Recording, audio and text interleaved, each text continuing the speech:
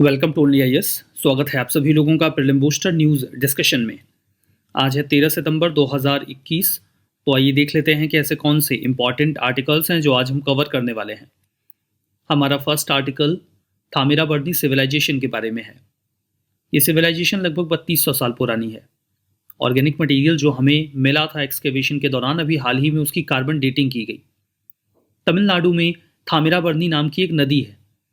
उस नदी के किनारे ये सिविलाइजेशन एक्सकेवेट की गई। 3200 साल पुराने होने का मतलब क्या है? 2000 साल तो आगे ही देख लो आप, 1200 साल पीछे चले जाओ, यानी कि 1200 बीसी के आसपास की ये सिविलाइजेशन है। तमिलनाडु का जो थोतुकुडी डिस्ट्रिक्ट है, वहाँ की जो लोकेशन है शिवाकलई, वहाँ पर कुछ आर्कियोलॉजिकल एक्सकेवेशंस में जो चीज़ें मिली थी, उन्हीं की कार्बन डेटिंग से ये बात निकल के आई है। स्टडी को कंडक्ट किया गया है यूएस बेस्ड एक बीटा एनालिटिक टेस्टिंग लेबोरेटरी के माध्यम से। कार्बन डेटिंग एनालिसिस राइस का और उसके आसपास की जो मिट्टी है उसका किया गया है। ये मिट्टी हमें सिवाकलई में जो एक बरियल अर्न मिला था, वो बर्तन जिसमें लोगों की अस्थियां रखी जाती हैं सदर्न तमिलनाडु में, उसी से हमें ये आइडिया लगा कि ये सिविलाइजेशन इतनी पुरानी है। एनालिसिस में ये भी पता चला कि जो पुरुनई रिवर है, ये कोई दूसरी रिवर नहीं है, थामिराबरनी नदी का ही दूसरा नाम पुरुनई नदी है। उससे ये क्लियर हुआ कि ये सिविलाइजेशन 1155 बीसीई के आसपास की है। इस फाइंडिंग से इनकरेज होकर तमिलनाडु के जो चीफ मिनिस्टर हैं, उन्होंने अनाउंस किया है कि वो तिरुनोल वैली में एक पुरुनई म्यूजियम बनाएंगे, जिसकी कीमत लगभग 15 करोड़ रुपए होगी। जो भी एक्सकेवेशन में चीज़ें मिली हैं उन्हें वहाँ रखा जाएगा। इस रिवर की बात करें तो ये एकमात्र इम्पॉर्टेंट और मेजर पेरिनियल रिवर है। पेरिनियल होने का मतलब ये होता है कि साल भर इसमें पानी बहता है। सीजनल होती हैं जो बरसात के मौसम में या उसके बाद कुछ समय तक पानी रहता है, फिर ख़त्म हो जाता है। पेरिनियल का मतलब होता है कि पूरे साल इसमें पानी रहता है। तो तमिलनाडु की ओनली मेजर पेरिनियल रिवर है ये। राज्य की सबसे छोटी नदी भी है। अगस्त्यार कोडम पीक जो पोथीगई हिल्स में है, वहीं से ये ओरिजिनेट होती है। ये हिल आपको वेस्टर्न घाट में मिलेगी। फर्दर ये गल्फ ऑफ मन्नार में जाकर गिर जाती है। अब जब रास्ते में जा रही होती है तो कुछ एक डिस्ट्रिक्ट मिल जाते हैं इसको, जैसे कि तिरुनेलवेली और थोतुकुडी।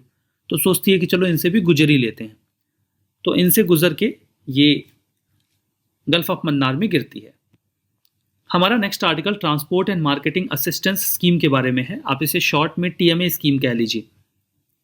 ये कुछ स्पेसिफिक एग्रीकल्चर प्रोडक्ट्स के लिए अभी फिर से रिवाइज किया गया है। अभी इसके बारे में बात करेंगे, लेकिन मन में सवाल होगा कि रिवीजन क्या हुआ है। सबसे पहले आपको बता देता हूं कि रिवाइज क्या किया गया है। पहले इस स्कीम के तहत डेयरी प्रोडक्ट नहीं आते थे। अभी इस स्कीम में डेयरी प्रोडक्ट को भी जोड़ दिया गया है, असिस्टेंस को भी बढ़ा दिया गया है। ये समझेंगे, एक आइडिया लग गया कि हाँ, डेयरी प्रोडक्ट ऐड किया गया है transport and marketing assistance scheme में। यही रिवीजन हुआ है। ये जो स्कीम है ये ministry of commerce and industry की है। 2019 में इसे लॉन्च किया गया था। क्योंकि देखिए, एग्रीकल्चर प्रोडक्ट के लिए है तो मन में शंका हो सकती है कि मिनिस्ट्री ऑफ एग्रीकल्चर का हो सकता है, बट ऐसा नहीं है। मिनिस्ट्री ऑफ कॉमर्स का है ये। ऑब्जेक्टिव यही है कि जब भी यहाँ के एक्सपोर्टर्स एग्रीकल्चर प्रोडक्ट को एक्सपोर्ट करते हैं तो जो फ्रेट होता है, सामान को एक जगह से दूसरी जगह ले जाना, उसका खर्चा बहुत ज़्यादा आ जाता है। फर्दर उसकी मार्केटिंग करना ताकि दूसरे देशों में उस सामान को ख़रीदा जाए, उसमें भी काफ़ी खर्चा आता है। ये खर्चा इतना ज़्यादा होता है कि दूसरे देशों में यहाँ का जो एग्रीकल्चर प्रोडक्ट पहुँचता है वो कॉम्पिटिटिव नहीं रह जाता। तो सरकार इसके लिए उन्हें असिस्टेंस दे देती है। कई बार ये असिस्टेंस 50% का होता है और कई बार 100% का भी होता है, ताकि उनका सामान फॉरेन मार्केट में सस्ता पहुंचे और वो कॉम्पिटिटिव बन सके। जो असिस्टेंस होता है, इससे हायर फ्रेट कॉस्ट को काउंटर करने में मदद मिलती है। सभी प्रकार के एक्सपोर्टर्स इसका हिस्सा बन सकते हैं जो रजिस्टर्ड हैं एक्सपोर्ट प्रमोशन काउंसिल के तहत फॉरेन ट्रेड पॉलिसी के संज्ञान में या उसके आधार पर, और वो जो एलिजिबल एग्रीकल्चर प्रोडक्ट है उसका ही ट्रांसपोर्ट करते हैं, वो सभी इसका हिस्सा बन जाएंगे। जो स्कीम है इसमें, जैसे कि नाम से स्पष्ट है, इसमें एक तो फ्रेट कवर होता है, सामान को एक जगह से दूसरी जगह ले जाने का खर्चा, और दूसरा मार्केटिंग, ताकि लोगों को अपने सामान के बारे में बता सकें। इन दोनों खर्चों को कवर किया जाता है। ये स्कीम शुरू में 2019 में आई थी 2020 तक के लिए, बाद में इसे 2021 तक के लिए एक्सटेंड किया गया और अभी जो रिवाइज्ड वर्जन आया है ये 2022 तक के लिए है। तो वही है, डेयरी प्रोडक्ट को ऐड कर दिया गया है, असिस्टेंस बढ़ा के। जो देखिए इसमें दोनों प्रकार का जो फ्रेट है वो कवर्ड है, जो समंदर के रास्ते एक्सपोर्ट होता है वो भी कवर्ड है, जो एयरवेज से होता है वो भी कवर्ड है। तो जो एक्सपोर्ट बाई सी हो रहा है उसमें 50% का असिस्टेंस मिलेगा और जो बाई एयर हो रहा है उसमें 100% तक का असिस्टेंस मिलेगा। चूँकि बाई एयर जो एक्सपोर्ट होता है वो थोड़ा महंगा पड़ता है तो असिस्टेंस भी उसमें ज़्यादा चाहिए होता है, बट चूँकि जो एग्रीकल्चर प्रोडक्ट होते हैं वो पेरिशेबल होते हैं तो बाई एयर उनका एक्सपोर्ट ज़्यादा सेफ होता है, सामान जल्दी पहुंच जाता है, ख़राब होने का खतरा कम होता है, लेकिन वो महंगा पड़ता है। तो उसमें अगर असिस्टेंस मिल जाएगा ज़्यादा तो ज़्यादा मदद हो जाएगी ना। हमारा नेक्स्ट आर्टिकल उड़ान स्कीम के बारे में है। सिविल एविएशन मिनिस्ट्री ने अभी अपना एजेंडा अनाउंस किया है अगले 100 दिनों का। इसमें उन्होंने कहा है कि वो 50 नए रूट लॉन्च करेंगे उड़ान स्कीम के तहत। जो एविएशन टरबाइन फ्यूल होता है जिससे फ्लाइट्स को उड़ाया जाता है वो कई बार महंगा होता है, जस्ट बिकॉज उनके ऊपर वैट ज़्यादा लगता है। तो फिर जो फ्लाइट का फेयर है वो सस्ता कैसे होगा।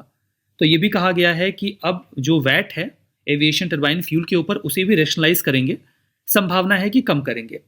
तो इससे जो फ्लाइट्स के टिकट्स हैं उन्हें सस्ता किया जा सकेगा।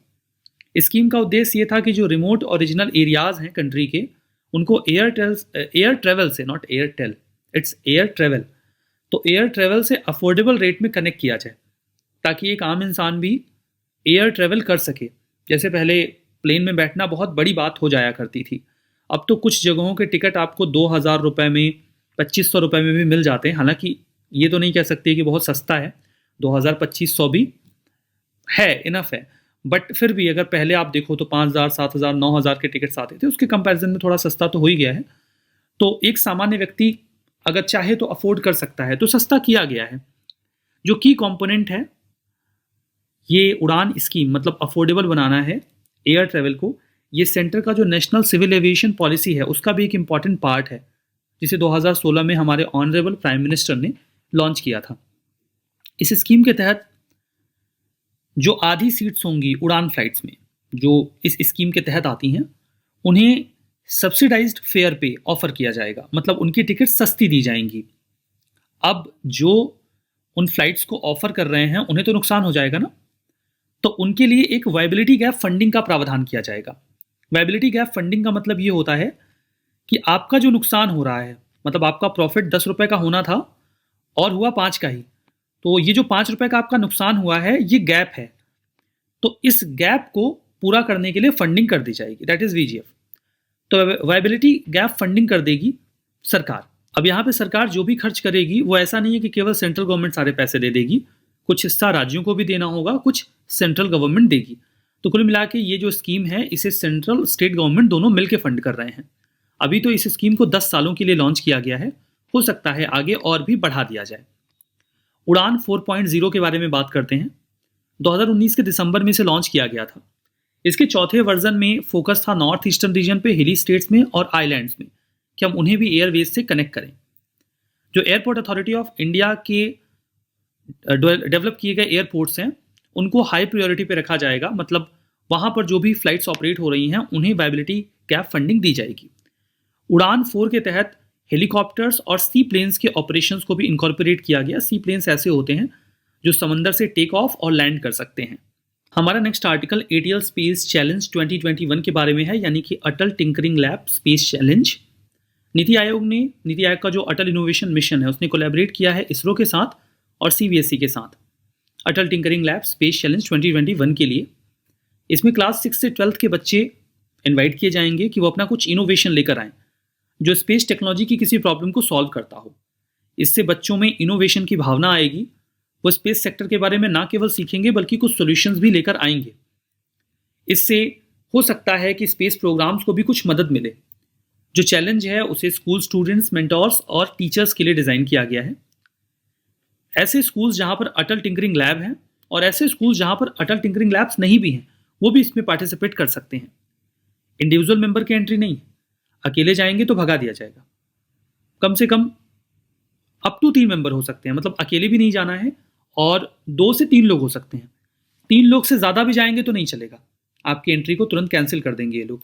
तो बड़े नियम कानून हैं, बट ठीक है। कुछ और इनिशिएटिव्स हैं इस संबंध में, जैसे अटल टिंकरिंग लैब। माइंडसेट जो स्कूल्स के बच्चे हैं उनमें ऐसा क्रिएट करना है कि वो प्रॉब्लम को सॉल्व करने के लिए इनोवेशंस लेकर आएँ। अटल इंक्यूबेशन सेंटर ये मदद करते हैं स्टार्टअप्स को कि वो वर्ल्ड क्लास एक बढ़िया सा मॉडल तैयार कर सकें। अटल न्यू इंडिया चैलेंज, इसमें इनोवेटिव प्रोडक्ट्स को डेवलप करने के लिए प्रयास किए जाते हैं। मेंटोर इंडिया चैलेंज, इसमें पब्लिक सेक्टर, कॉर्पोरेट और इंस्टीट्यूशंस के साथ कोऑपरेट करके मेंटरशिप दी जाती है। नेशनल मेंटर नेटवर्क एक तैयार किया जाता है इन सभी एंटिटीज़ के साथ मिलकर। हमारा नेक्स्ट आर्टिकल इंडिया में डायनासोर्स की प्रेजेंस के बारे में है। एक्चुअली में 3 डायनासोर्स के फुटप्रिंट्स अभी थार डेजर्ट में मिले हैं, राजस्थान के जैसलमेर डिस्ट्रिक्ट में। कितने पुराने हैं ये फुटप्रिंट्स? ये 200 मिलियन ईयर्स पुराने हैं। आपको भी अपने पैरों की छाप ऐसे ही छोड़नी है कि व्यक्ति भले ही चला जाए लेकिन उसके पैरों की छाप बनी रहे, जैसे डायनासोर्स के पैरों की छाप अभी भी है। ये जाइंट रेप्टाइल्स थे जो वेस्टर्न पार्ट में रिसाइड करते थे। मेसोजोइक एरा में ये जो पूरा रीजन है राजस्थान वाला मान लीजिए, ये तेथिस सी के सी शोर पे हुआ करता था। देखिए, पहले एक जाइंट लैंड मास था जिसको पिंजिया कहा जाता था, और एक वाटर बॉडी थी जिसे पेंथालासा बोलते थे। ये आपने बेसिक ज्योग्राफी में पढ़ा होगा। बाद में पिंजिया टूटा लॉरेसिया और गोंडवाना लैंड में, और गोंडवाना लैंड से अलग हुआ ये इंडियन सबकॉन्टिनेंट। बीच में जो समंदर आया दैट वाज तेथिस सी। तो ये जो एरिया है वेस्टर्न पार्ट, ये तेथिस सी के किनारे था। तो यहीं पर डायनासोर्स उस समय हुआ करते थे 200 मिलियन साल पहले। तो ये फुटप्रिंट सेडिमेंट से बने हैं, या चूंकि जैसे कि हम बात कर रहे थे कि ये पूरा रीजन पहले समंदर के किनारे था, तो समंदर के किनारे की जो सिल्ट होती है उससे बने हैं ये फुटप्रिंट, जो बाद में पत्थर की तरह हो गए। 3 प्रजातियों के फुटप्रिंट हैं ये, जाइजेंटस, दूसरा है ग्लेनेरोसेंसिस और तीसरा है टेन्युइस। तो ये 3 प्रजातियों के हैं। जो 2 शुरू की प्रजातियां हैं जाइजेंटस और ग्लेनेरोसेंसिस, इनके फुटप्रिंट तो 35 सेंटीमीटर के हैं। जो तीसरा वाला है उसका 5.5 सेंटीमीटर का है। वही 200 मिलियन साल पुराने हैं। ये तो कई बार बात हो चुकी है। थार डेजर्ट की बात करें तो थार ये जो शब्द है ये थुल से निकला है। थार डेजर्ट में जो बालू के टीले होते हैं, रेत के टीले, सैंड रिजेस, उनको थुल बोलते हैं। वहीं से ये वर्ड थार निकला और थार डेजर्ट नाम पड़ गया। इसे ग्रेट इंडियन डेजर्ट भी बोल सकते हैं। राजस्थान में पड़ता है, इंडिया के नॉर्थ वेस्टर्न इंडिया में इसका कुछ हिस्सा पंजाब और सिंध प्रोविंस जो पाकिस्तान के ईस्टर्न हिस्से का है उसमें भी पड़ता है। ये इसके वेस्ट में आपको इंडस का रिवर प्लेन मिल जाएगा। नॉर्थ और नॉर्थ ईस्ट में मिलेगा पंजाब प्लेन, साउथ ईस्ट में मिलेंगी अरावली की रेंजेस, और साउथ में run of Kutch. 2 lakh square kilometre का इसका पूरा एरिया है, और जो इसका सरफेस है वो एयोलियन सैंड से बना हुआ है। हवा चलती है तो सैंड डिपॉजिट एक लेयर बनती चली जाती है। तो 1.8 मिलियन ईयर्स में जो रेत इकट्ठा हुई है यहाँ पर हवा के माध्यम से, उसी से ये पूरा डेजर्ट बना हुआ है। रिविजन कर लेते हैं। थामीरबरनी रिवर तमिलनाडु की एकमात्र पेरिनियल रिवर है, ये तो सच है। TMA scheme ministry of agriculture की है, गलत है, कॉमर्स की है, हमने बात की थी। उड़ान scheme central government fully fund करेगी, बात हो चुकी है। राज्यों को भी हिस्सा देना होगा, तो ये वाला भी गलत हो गया। ये वाला तो सही है, ATL स्पेस चैलेंज वाला। और ये जो फुटप्रिंट्स हैं ये वयनाड केरला में मिले हैं डायनासोर्स की, गलत है। थार डेजर्ट में मिले हैं ना, तो ये भी गलत हो गया। सेशन की PDF ओनली आयर्स के टेलीग्राम चैनल पे मिलेगी, लिंक है डिस्क्रिप्शन बॉक्स में। इस सेशन में बस इतना ही। बहुत बहुत धन्यवाद।